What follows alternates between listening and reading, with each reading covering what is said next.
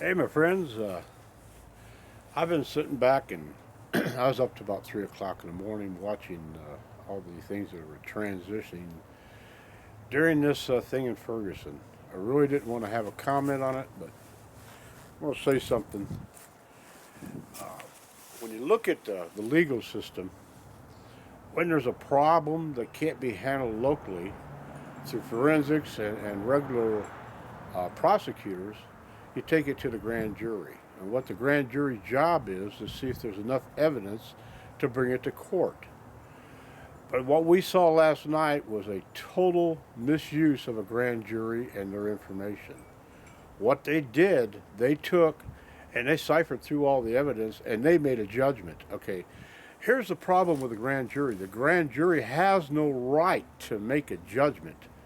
All they have a right to, the judge is there enough evidence, not uh, to proclaim that something can't be used or can be used. Okay, the evidence is the evidence. Okay, when you take 50, 60 some witnesses and you whittle it down because you say the rest of them are false, that's not your job.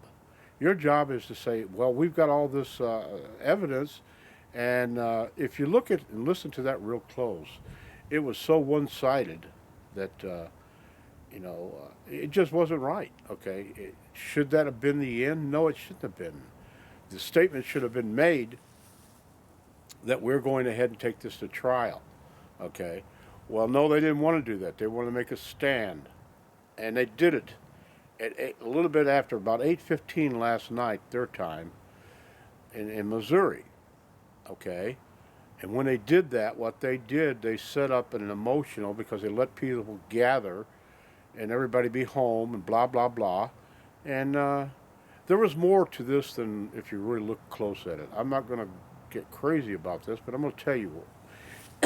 I was watching a radio or a TV station out of St. Louis there, Channel 2 Fox, and they were showing a clip of the car being almost tipped over by a handful of individuals, while the president was giving a speech on his comments on how peace should remain. Okay, that to me was a dramatic statement.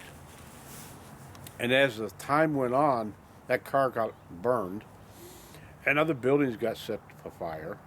But yet most of the people were pretty peaceful. Okay, we heard a lot of gunshots, but we have no evidence of who and where the gunshots were coming from or who was actually shooting the guns.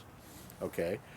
The police like to make claims to a lot of things, but now they're in a position they're going to have to prove their case. All right. They're about to bring in total control over to Ferguson and St. Louis area. All right. I mean, we're talking military control. And in doing so, that cuts all civil rights and everything else out the window. We are stepping into a situation that we need to look real close. I was watching as one building's burned across the street, and then there was a